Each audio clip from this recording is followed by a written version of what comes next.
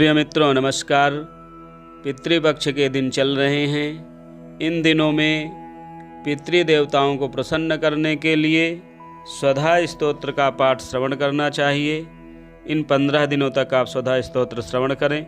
आइए प्रारंभ करते हैं। स्वधा स्तोत्रम ब्रह्मोवाच स्वधोच्चारण मात्रेण तीर्थस्नायी भवेन्नरः मुच्यते सर्वपापेभ्यो वाजपेयफलं लभेत्। स्वधा स्वधा स्वधेत्येवं यदि वारत्रयं स्मरेत् श्राद्धस्य फलमाप्नोति कालतर्पणयोस्तथा।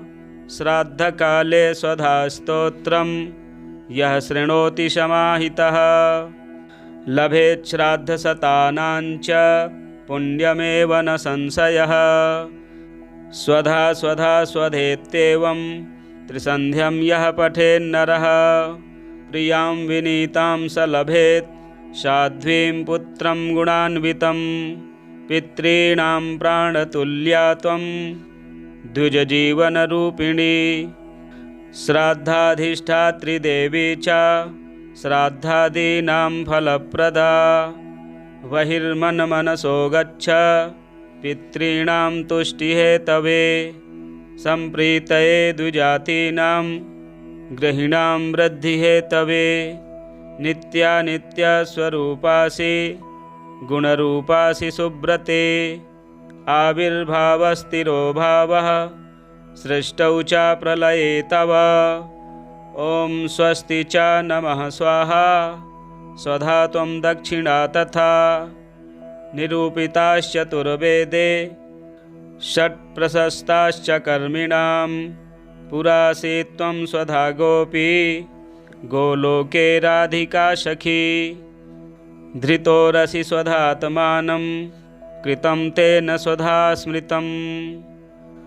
ध्वस्ता त्वं राधिका शापात् गोलोकाद्विश्वमागता। कृष्णाश्लिष्टा तया दृष्टा पुरा वृन्दावने वने। कृष्णालिङ्गनपुण्येन भूता मे मानसी सुता। अतृप्तसुरते तेन चतुर्णां स्वामिनां प्रिया। स्वाहा सा सुन्दरी गोपी पुरासीद्राधिका सखी। रतौ स्वयं कृष्णमाह तेन स्वाहा प्रकीर्तिता। कृष्णेन सार्धं सुचिरं वसन्ते रासमण्डले। प्रमत्ता सुरते श्लिष्टा दृष्टा सा राधया पुरा। तस्याः शापेन साध्वस्ता गोलोकाद्विश्वमागता। कृष्णालिङ्गनपुण्येन समभूद्वह्निकामिनी। पवित्ररूपा परमा देवाद्यैर्वन्दिता नृभिः। यन्नामोच्चारणेनैव नरो मुच्येत पातकात्। या सुशीलाभिधा गोपी पुरा श्रीद्राधिका सखी। उवास दक्षिणे क्रोडे कृष्णस्य च महात्मनः। प्रध्वस्ता सा च तच्छापात् गोलोकाद्विश्वमागता। कृष्णालिङ्गनपुण्येन सा बभूव च दक्षिणा। सा प्रेयसी रतौ दक्षा प्रशस्ता सर्वकर्मसु। उवास दक्षिणे भर्तुर्दक्षिणा तेन कीर्तिता। गोप्यो बभूवुस्तिस्रो वै स्वधा स्वाहा च दक्षिणा। कर्मिणां कर्मपूर्णार्थं पुरा चैवेश्वरेच्छया। इत्येवमुक्त्वा सा ब्रह्मलोके च संसदि। तस्थौ च सहसा सद्यः स्वधा साविर्बभूवः। तदा पितृभ्यः प्रददौ तामेव कमलाननां। तां सम्प्राप्य ययुस्ते च पितरश्च प्रहर्षिताः। स्वधा स्तोत्रमिदं पुण्यं यः शृणोति समाहितः स स्नातः सर्वतीर्थेषु वेदपाठफलं लभेत्। ब्रह्मोवाच स्वधोच्चारणमात्रेण तीर्थस्नायी भवेन्नरः मुच्यते सर्वपापेभ्यो वाजपेयफलं लभेत्। स्वधा स्वधा स्वधेत्येवं यदि वारत्रयं स्मरेत् श्राद्धस्य फलमाप्नोति कालतर्पणयोस्तथा। श्राद्धकाले स्वधा स्तोत्रं यः शृणोति समाहितः लभेत् श्राद्धशतानां च पुण्यमेव न संशयः। स्वधा स्वधा स्वधेत्येवं त्रिसन्ध्यं यः पठेन्नरः प्रियां विनीतां स लभेत् साध्वीं पुत्रं गुणान्वितं। पितॄणां प्राणतुल्या त्वं द्विजजीवनरूपिणी श्राद्धाधिष्ठात्री देवी च श्राद्धादीनां फलप्रदा। बहिर्मनमनसो गच्छ पितॄणां तुष्टिहेतवे सम्प्रीतये द्विजातीनां गृहिणां वृद्धिहेतवे। नित्यानित्यस्वरूपासि गुणरूपासि सुब्रते आविर्भावस्थिरो भावः सृष्टौ च प्रलये तव। ॐ स्वस्ति च नमः स्वाहा स्वधा त्वं दक्षिणा तथा। निरूपिताश्चतुर्वेदे षट्प्रशस्ताश्च कर्मिणां पुरासि त्वं स्वधा गोपी गोलोके राधिका सखी। धृतोरसि स्वधात्मानं कृतं तेन स्वधा स्मृतम्। ध्वस्ता त्वं राधिका शापात् गोलोकाद्विश्वमागता। कृष्णाश्लिष्टा तया दृष्टा पुरा वृन्दावने वने। कृष्णालिङ्गनपुण्येन भूता मे मानसी सुता। अतृप्तसुरते तेन चतुर्णां स्वामिनां प्रिया। स्वाहा सा सुन्दरी गोपी पुरासीद्राधिका सखी। रतौ स्वयं कृष्णमाह तेन स्वाहा प्रकीर्तिता। कृष्णेन सार्धं सुचिरं वसन्ते रासमण्डले। प्रमत्ता सुरते श्लिष्टा दृष्टा सा राधया पुरा। तस्याः शापेन साध्वस्ता गोलोकाद्विश्वमागता। कृष्णालिङ्गनपुण्येन समभूद्वह्निकामिनी। पवित्ररूपा परमा देवाद्यैर्वन्दिता नृभिः। यन्नामोच्चारणेनैव नरो मुच्येत पातकात्। या सुशीलाभिधा गोपी पुरा श्रीद्राधिका सखी। उवास दक्षिणे क्रोडे कृष्णस्य च महात्मनः। प्रध्वस्ता सा च तच्छापात् गोलोकाद्विश्वमागता। कृष्णालिङ्गनपुण्येन सा बभूव च दक्षिणा। सा प्रेयसी रतौ दक्षा प्रशस्ता सर्वकर्मसु। उवास दक्षिणे भर्तुर्दक्षिणा तेन कीर्तिता। गोप्यो बभूवुस्तिस्रो वै स्वधा स्वाहा च दक्षिणा। कर्मिणां कर्मपूर्णार्थं पुरा चैवेश्वरेच्छया। इत्येवमुक्त्वा सा ब्रह्मलोके च संसदि। तस्थौ च सहसा सद्यः स्वधा साविर्बभूवः। तदा पितृभ्यः प्रददौ तामेव कमलाननां। तां सम्प्राप्य ययुस्ते च पितरश्च प्रहर्षिताः। स्वधा स्तोत्रमिदं पुण्यं यः शृणोति समाहितः स स्नातः सर्वतीर्थेषु वेदपाठफलं लभेत्। ब्रह्मोवाच स्वधोच्चारणमात्रेण तीर्थस्नायी भवेन्नरः मुच्यते सर्वपापेभ्यो वाजपेयफलं लभेत्। स्वधा स्वधा स्वधेत्येवं यदि वारत्रयं स्मरेत् श्राद्धस्य फलमाप्नोति कालतर्पणयोस्तथा। श्राद्धकाले स्वधा स्तोत्रं यः शृणोति समाहितः लभेत् श्राद्धशतानां च पुण्यमेव न संशयः।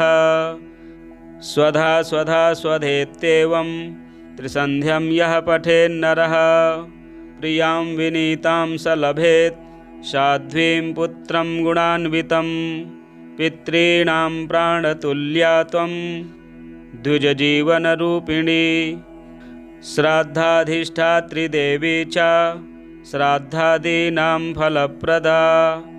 बहिर्मनमनसो गच्छ पितॄणां तुष्टिहेतवे। सम्प्रीतये द्विजातीनां गृहिणां वृद्धिहेतवे। नित्यानित्यस्वरूपासि गुणरूपासि सुब्रते। आविर्भावस्थिरो भावः सृष्टौ च प्रलये तव। ॐ स्वस्ति च नमः स्वाहा स्वधा त्वं दक्षिणा तथा। निरूपिताश्चतुर्वेदे षट्प्रशस्ताश्च कर्मिणां। पुरासि त्वं स्वधा गोपी गोलोके राधिका सखी। धृतोरसि स्वधात्मानं कृतं तेन स्वधा स्मृतं। ध्वस्ता त्वं राधिका शापात् गोलोकाद्विश्वमागता। कृष्णाश्लिष्टा तया दृष्टा पुरा वृन्दावने वने। कृष्णालिङ्गनपुण्येन भूता मे मानसी सुता। अतृप्तसुरते तेन चतुर्णां स्वामिनां प्रिया। स्वाहा सा सुन्दरी गोपी पुरासीद्राधिका सखी। रतौ स्वयं कृष्णमाह तेन स्वाहा प्रकीर्तिता। कृष्णेन सार्धं सुचिरं वसन्ते रासमण्डले। प्रमत्ता सुरते श्लिष्टा दृष्टा सा राधया पुरा। तस्याः शापेन साध्वस्ता गोलोकाद्विश्वमागता। कृष्णालिङ्गनपुण्येन समभूद्वह्निकामिनी। पवित्ररूपा परमा देवाद्यैर्वन्दिता नृभिः। यन्नामोच्चारणेनैव नरो मुच्येत पातकात्। या सुशीलाभिधा गोपी पुरा श्रीद्राधिका सखी। उवास दक्षिणे क्रोडे कृष्णस्य च महात्मनः। प्रध्वस्ता सा च तच्छापात् गोलोकाद्विश्वमागता। कृष्णालिङ्गनपुण्येन सा बभूव च दक्षिणा। सा प्रेयसी रतौ दक्षा प्रशस्ता सर्वकर्मसु। उवास दक्षिणे भर्तुर्दक्षिणा तेन कीर्तिता। गोप्यो बभूवुस्तिस्रो वै स्वधा स्वाहा च दक्षिणा। कर्मिणां कर्मपूर्णार्थं पुरा चैवेश्वरेच्छया। इत्येवमुक्त्वा सा ब्रह्मलोके च संसदि। तस्थौ च सहसा सद्यः स्वधा साविर्बभूवः। तदा पितृभ्यः प्रददौ तामेव कमलाननां। तां सम्प्राप्य ययुस्ते च पितरश्च प्रहर्षिताः। स्वधा स्तोत्रमिदं पुण्यं यः शृणोति समाहितः। स स्नातः सर्वतीर्थेषु वेदपाठफलं लभेत्। ब्रह्मोवाच स्वधोच्चारणमात्रेण तीर्थस्नायी भवेन्नरः। मुच्यते सर्वपापेभ्यो वाजपेयफलं लभेत्। स्वधा स्वधा स्वधेत्येवं यदि वारत्रयं स्मरेत्। श्राद्धस्य फलमाप्नोति कालतर्पणयोस्तथा। श्राद्धकाले स्वधा स्तोत्रं यः शृणोति समाहितः लभेत् श्राद्धशतानां च पुण्यमेव न संशयः। स्वधा स्वधा स्वधेत्येवं त्रिसन्ध्यं यः पठेन्नरः प्रियां विनीतां स लभेत् साध्वीं पुत्रं गुणान्वितं पितॄणां प्राणतुल्या त्वं द्विजजीवनरूपिणी श्राद्धाधिष्ठात्री देवी च श्राद्धादीनां फलप्रदा बहिर्मनमनसो गच्छ पितॄणां तुष्टिहेतवे सम्प्रीतये द्विजातीनां गृहिणां वृद्धिहेतवे नित्यानित्यस्वरूपासि गुणरूपासि सुब्रते आविर्भावस्थिरो भावः सृष्टौ च प्रलये तव ॐ स्वस्ति च नमः स्वाहा स्वधा त्वं दक्षिणा तथा निरूपिताश्चतुर्वेदे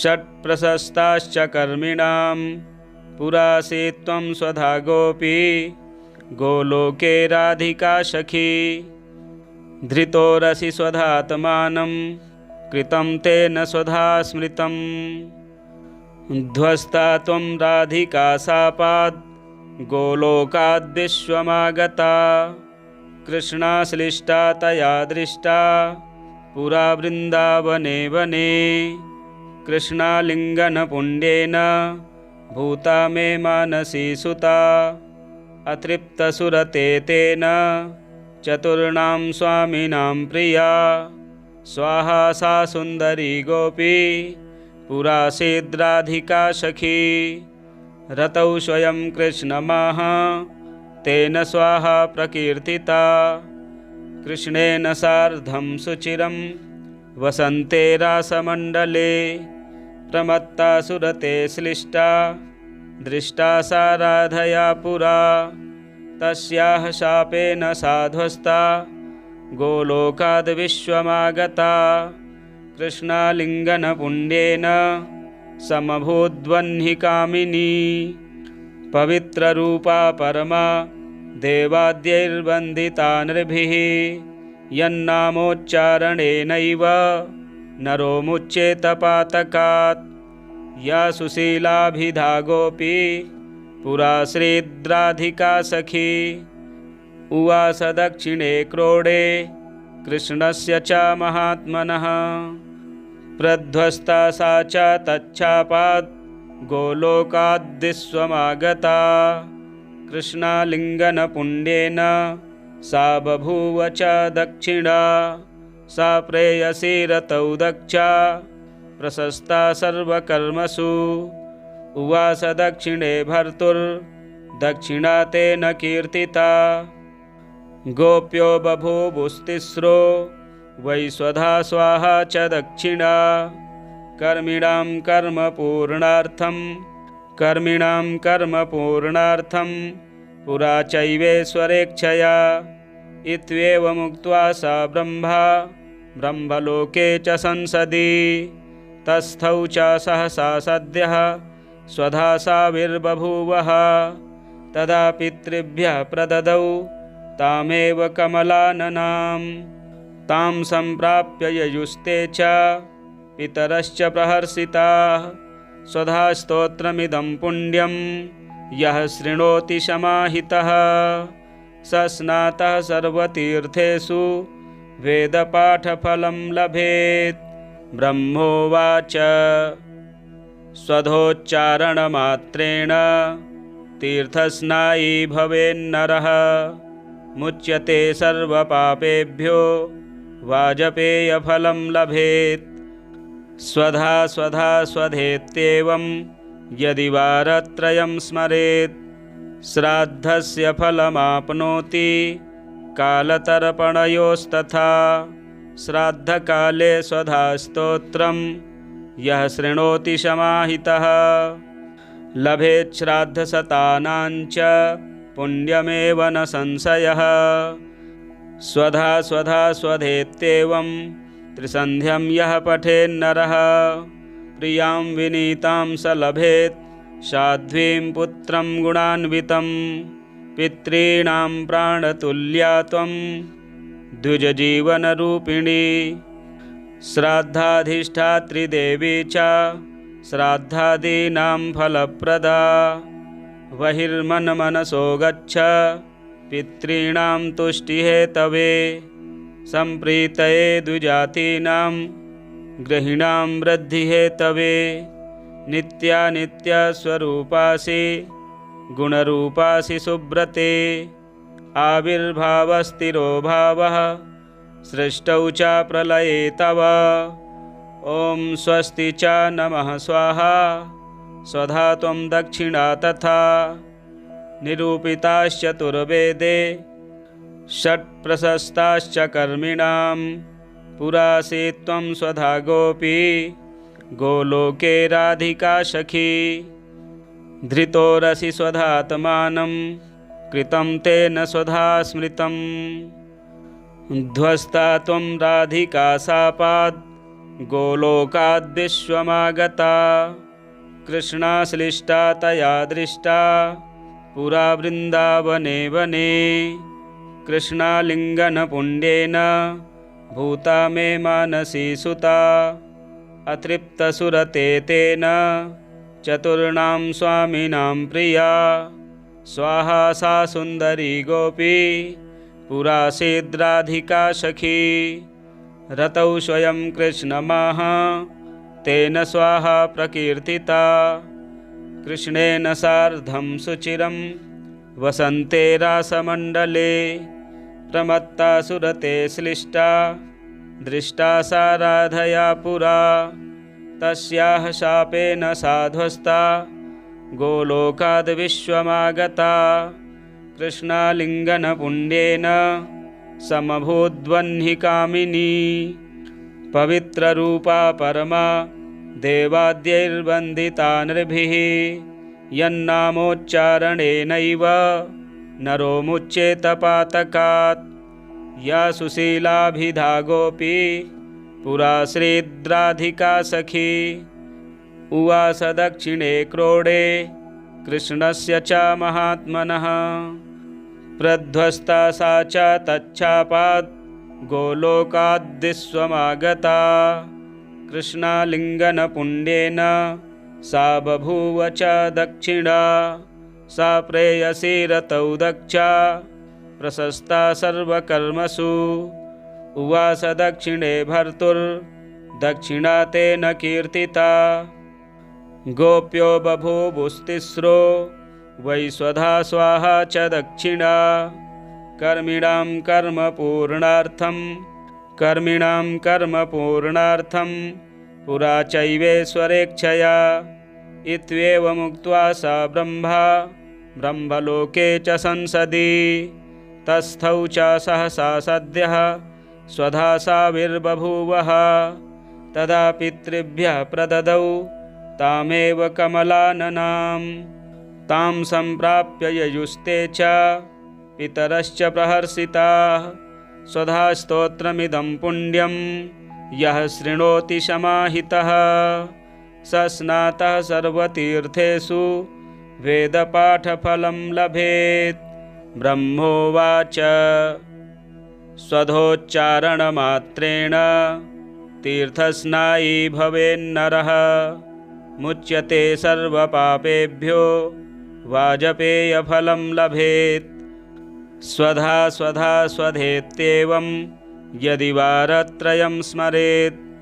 श्राद्धस्य फलमाप्नोति कालतर्पणयोस्तथा श्राद्धकाले स्वधा स्तोत्रं यः शृणोति समाहितः लभेत् श्राद्धशतानां च पुण्यमेव न संशयः स्वधा स्वधेत्येवं त्रिसन्ध्यं यः पठेन्नरः प्रियां विनीतां स लभेत् साध्वीं पुत्रं गुणान्वितं पितॄणां प्राणतुल्या त्वं द्विजजीवनरूपिणी श्राद्धाधिष्ठात्री देवी च श्राद्धादीनां फलप्रदा बहिर्मनमनसो गच्छ पितॄणां तुष्टिहेतवे सम्प्रीतये द्विजातीनां गृहीणां वृद्धिहेतवे नित्यानित्यस्वरूपासि गुणरूपासि सुब्रते आविर्भावस्थिरो भावः सृष्टौ च प्रलये तव। ॐ स्वस्ति च नमः स्वाहा स्वधा त्वं दक्षिणा तथा। निरूपिताश्चतुर्वेदे षट्प्रशस्ताश्च कर्मिणां। पुरासीत् त्वं स्वधा गोपी गोलोके राधिका सखी। धृतोरसि स्वधात्मानं कृतं तेन स्वधा स्मृतम्। ध्वस्ता त्वं राधिका शापात् गोलोकाद्विश्वमागता। कृष्णाश्लिष्टा तया दृष्टा पुरा वृन्दावने वने।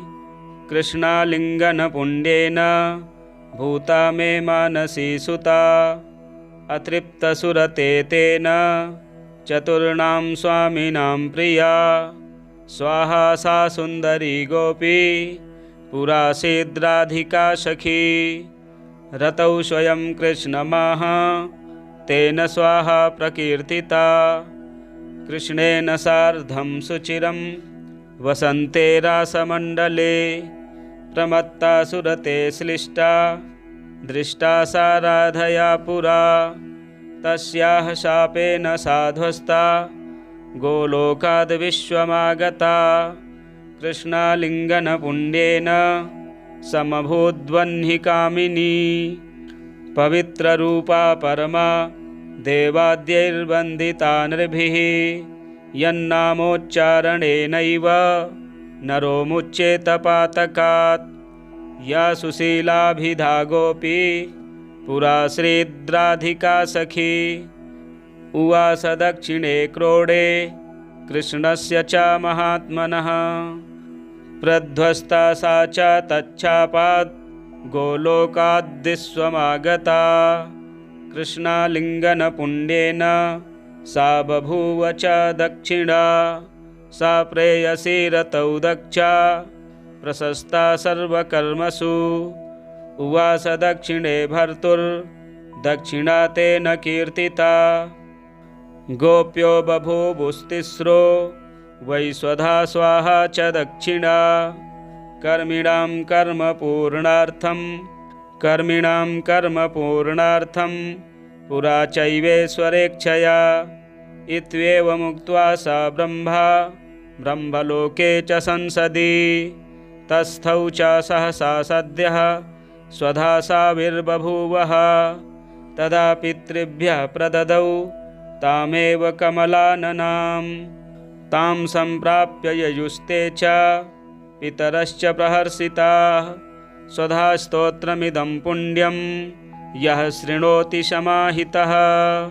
स स्नातः सर्वतीर्थेषु वेदपाठफलं लभेत्।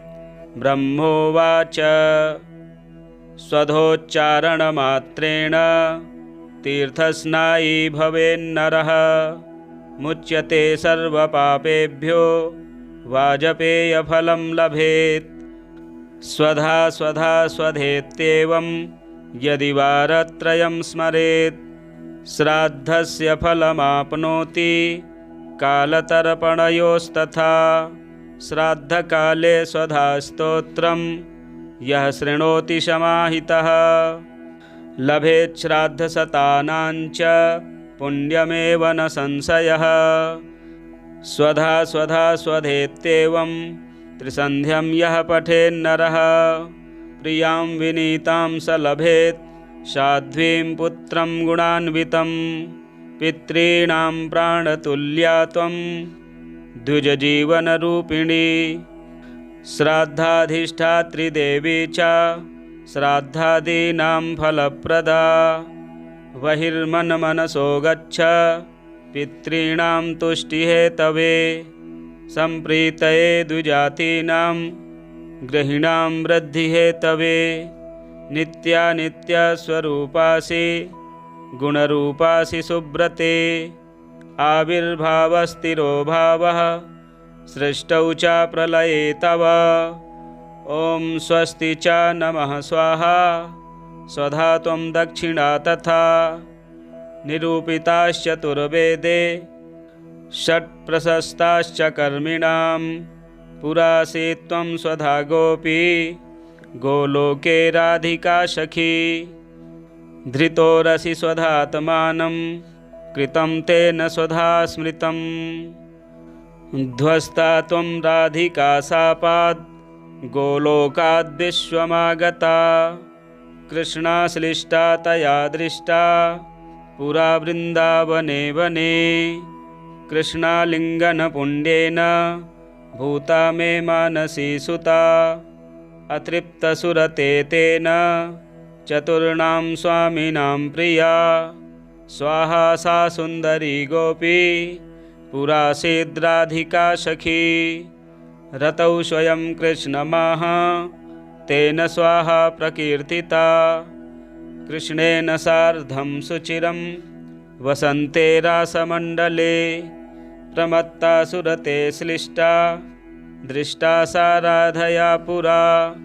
तस्याः शापेन साध्वस्ता गोलोकाद् विश्वमागता। कृष्णालिङ्गनपुण्येन समभूद्वह्निकामिनी। पवित्ररूपा परमा देवाद्यैर्वन्दिता नृभिः। यन्नामोच्चारणेनैव नरो मुच्येत पातकात्। या सुशीलाभिधा गोपी पुराश्रीद्राधिका सखी। उवास दक्षिणे क्रोडे कृष्णस्य च महात्मनः। प्रध्वस्ता सा च तच्छापात् गोलोकाद्विश्वमागता। कृष्णालिङ्गनपुण्येन सा बभूव च दक्षिणा।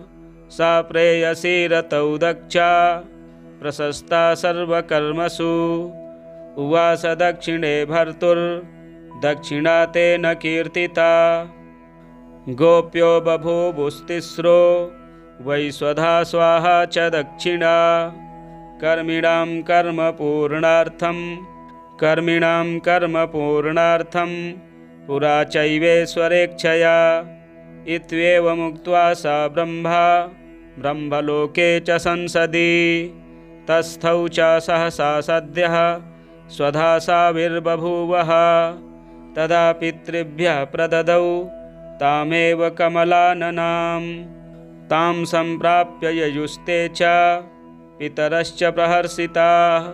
स्वधा स्तोत्रमिदं पुण्यं यः शृणोति समाहितः। स स्नातः सर्वतीर्थेषु वेदपाठफलं लभेत्।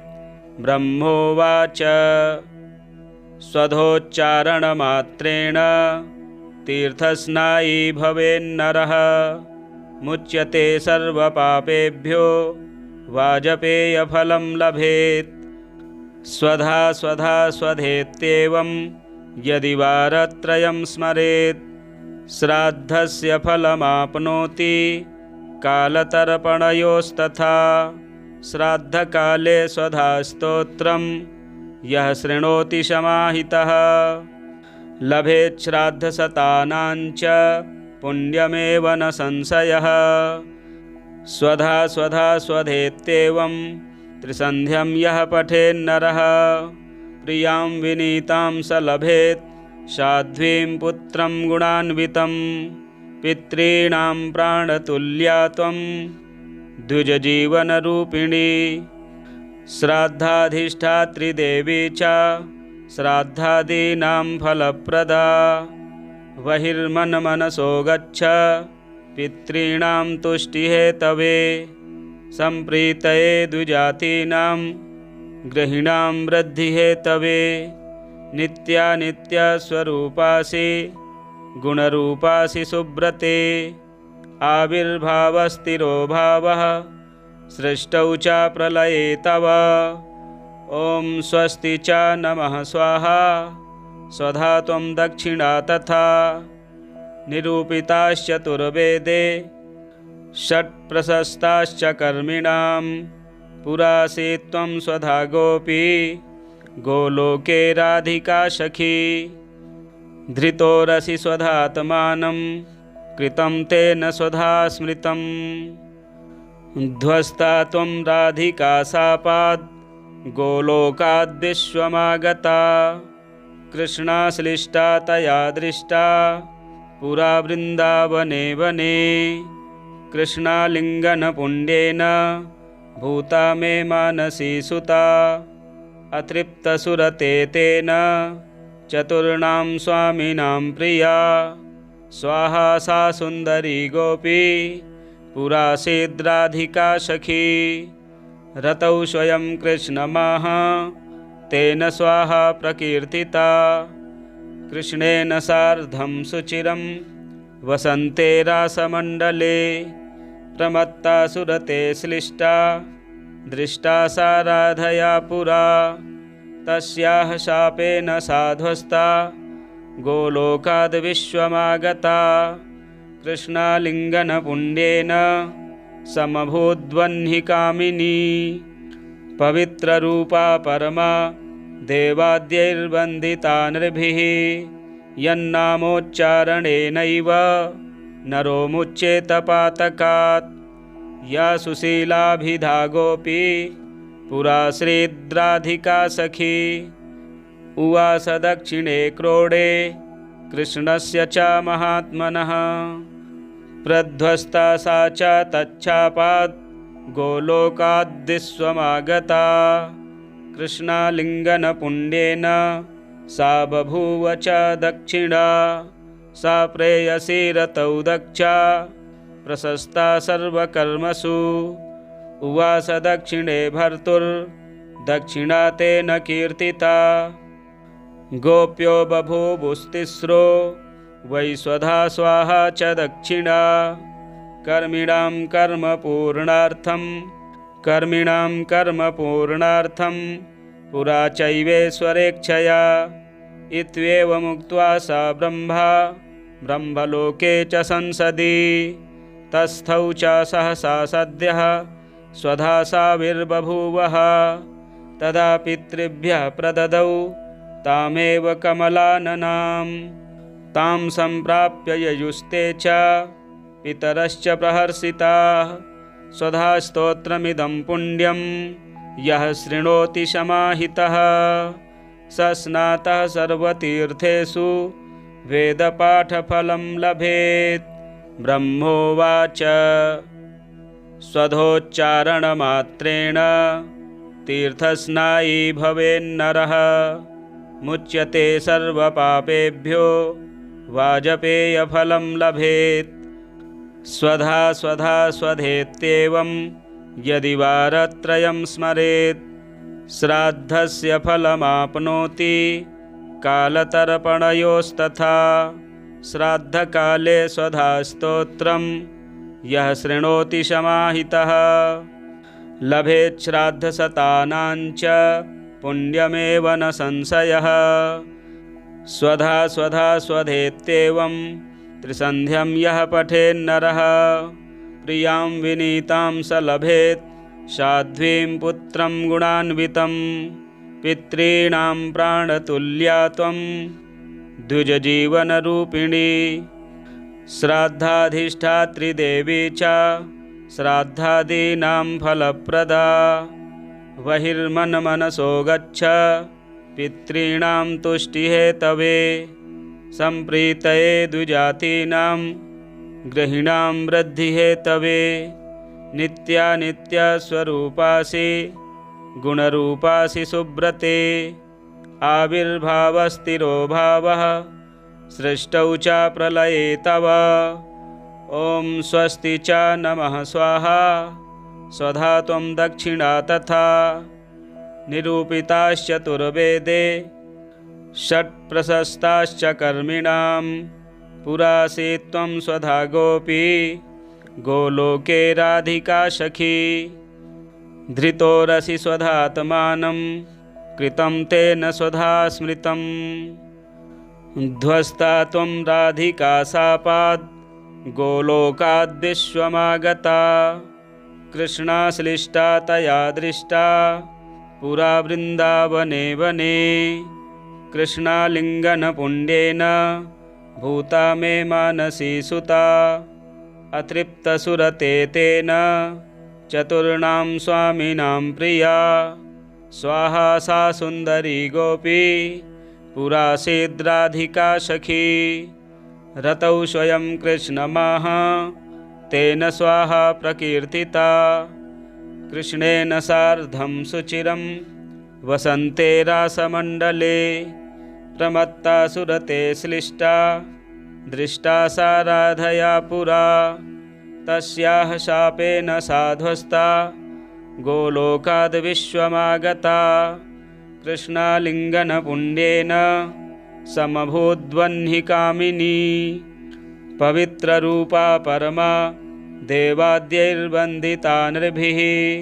यन्नामोच्चारणेनैव नरो मुच्येत पातकात्। या सुशीलाभिधा गोपी पुरा श्रीद्राधिका सखी। उवास दक्षिणे क्रोडे कृष्णस्य च महात्मनः प्रध्वस्ता सा च तच्छापात् गोलोकाद्विश्वमागता। कृष्णालिङ्गनपुण्येन सा बभूव च दक्षिणा। सा प्रेयसी रतौ दक्षा प्रशस्ता सर्वकर्मसु। उवास दक्षिणे भर्तुर्दक्षिणा तेन कीर्तिता। गोप्यो बभूवुस्तिस्रो वै स्वधा स्वाहा च दक्षिणा। कर्मिणां कर्मपूर्णार्थं पुरा चैवेश्वरेच्छया।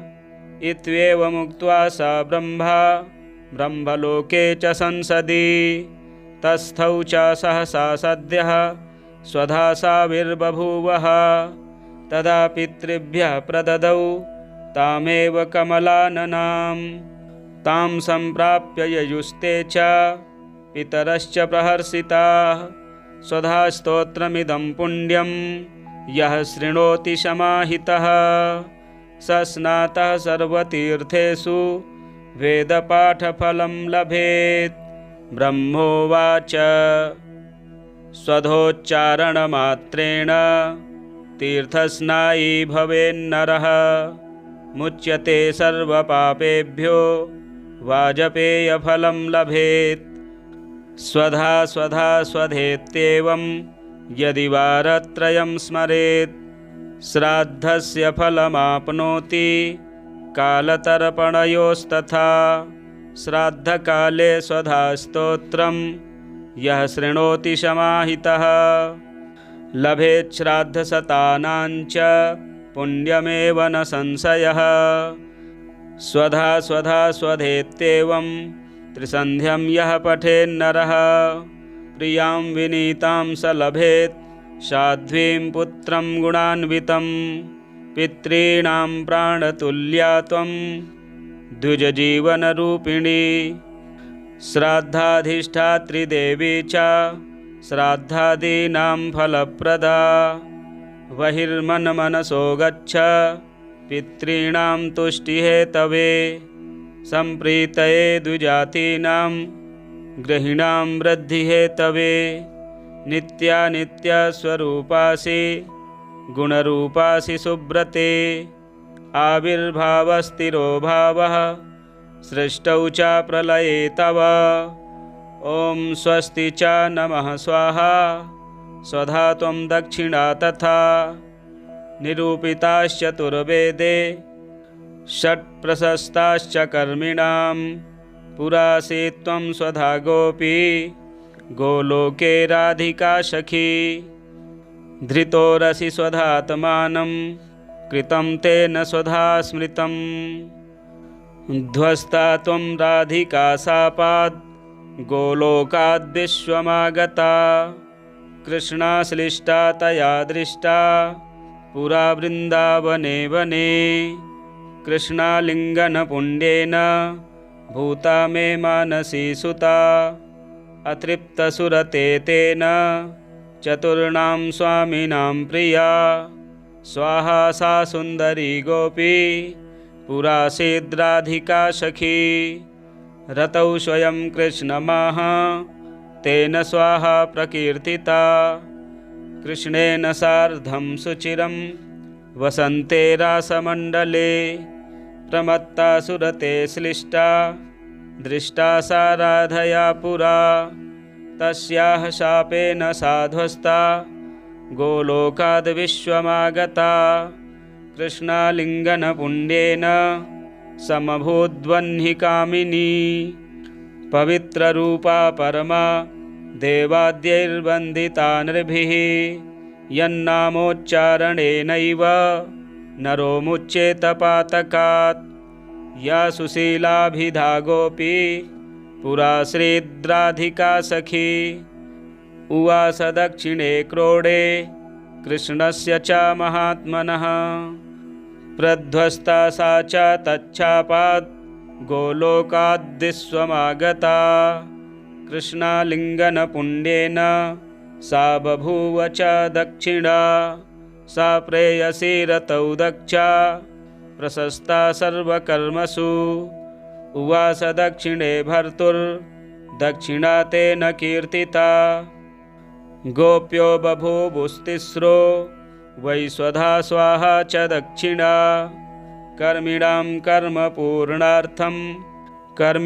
कर्मपूर्णार्थं पुरा चैवेश्वरेच्छया इत्येवमुक्त्वा सा ब्रह्मलोके च संसदि तस्थौ च सहसा सद्यः स्वधा साविर्बभूवः तदा पितृभ्यः प्रददौ तामेव कमलाननां तां सम्प्राप्य ययुस्ते च पितरश्च प्रहर्षिताः स्वधा स्तोत्रमिदं पुण्यं यः शृणोति समाहितः स स्नातः सर्वतीर्थेषु वेदपाठफलं लभेत् ब्रह्मोवाच स्वधोच्चारणमात्रेण तीर्थस्नायी भवेन्नरः मुच्यते सर्वपापेभ्यो वाजपेयफलं लभेत् स्वधा स्वधेत्येवं यदि वारत्रयं स्मरेत्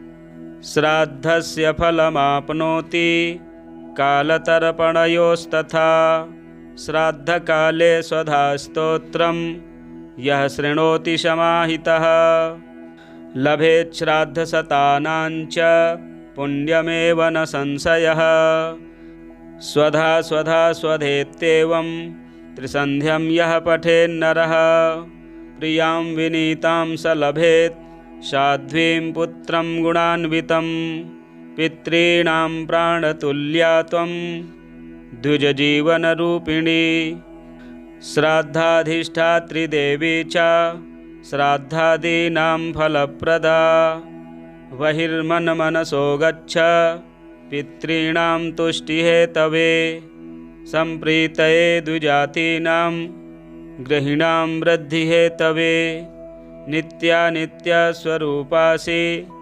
गुणरूपासि सुब्रते आविर्भावस्थिरो भावः सृष्टौ च प्रलये तव ॐ स्वस्ति च नमः स्वाहा स्वधा त्वं दक्षिणा तथा निरूपिताश्चतुर्वेदे षट्प्रशस्ताश्च कर्मिणां पुरासि त्वं स्वधा गोपी गोलोके राधिका सखी धृतोरसि स्वधात्मानं कृतं तेन स्वधा स्मृतं ध्वस्ता त्वं राधिका शापाद् गोलोकाद्विश्वमागता कृष्णाश्लिष्टा तया दृष्टा पुरा वृन्दावने वने कृष्णालिङ्गनपुण्येन भूता मे मानसी सुता अतृप्तसुरते तेन चतुर्णां स्वामिनां प्रिया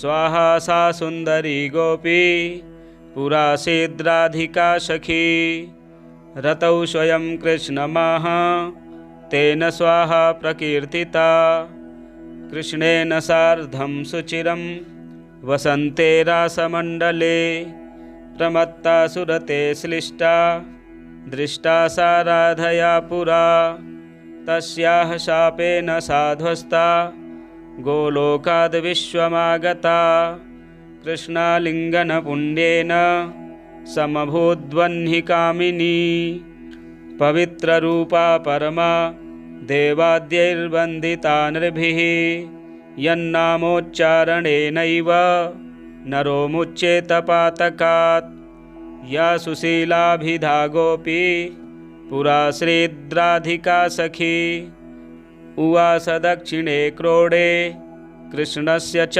महात्मनः प्रध्वस्ता सा च तच्छापात् गोलोकाद्विश्वमागता कृष्णालिङ्गनपुण्येन सा बभूव च दक्षिणा सा प्रेयसी रतौ दक्षा प्रशस्ता सर्वकर्मसु उवास दक्षिणे भर्तुर्दक्षिणा तेन कीर्तिता गोप्यो बभूवुस्तिस्रो वैश्वधा स्वाहा च दक्षिणा कर्मिणां कर्मपूर्णार्थं पुरा चैवेश्वरेच्छया इत्येवमुक्त्वा सा ब्रह्मलोके च संसदि तस्थौ च सहसा सद्यः स्वधा साविर्बभूवः तदा पितृभ्यः प्रददौ तामेव कमलाननां तां सम्प्राप्य ययुस्ते च पितरश्च प्रहर्षिताः स्वधा स्तोत्रमिदं पुण्यं यः शृणोति समाहितः स स्नातः सर्वतीर्थेषु वेदपाठफलं लभेत्। श्रीब्रह्मवैवर्ते महापुराणे द्वितीये प्रकृतिखण्डे नारदनारायणसंवादे स्वधोपाख्याने स्वधोत्पत्ति तत्पूजादिकं नामैकचत्वारिंशोऽध्यायः। स्वधा स्तोत्रम संपूर्णम। प्रिय दर्शकों, पितृपक्ष के दिनों में स्वधा स्तोत्र के 11 पाठ श्रवण करने से पितृदेवता प्रसन्न होकर घर में सुख शांति सौभाग्य का वरदान देते हैं। आपके सभी कार्य सिद्ध होते आप पाठ श्रवण करें। इसी प्रकार के वीडियो देखने के लिए हमारे चैनल को सब्सक्राइब करें, वीडियो शेयर करें, लाइक करें। मिलते हैं अगले वीडियो में। हर हर महादेव।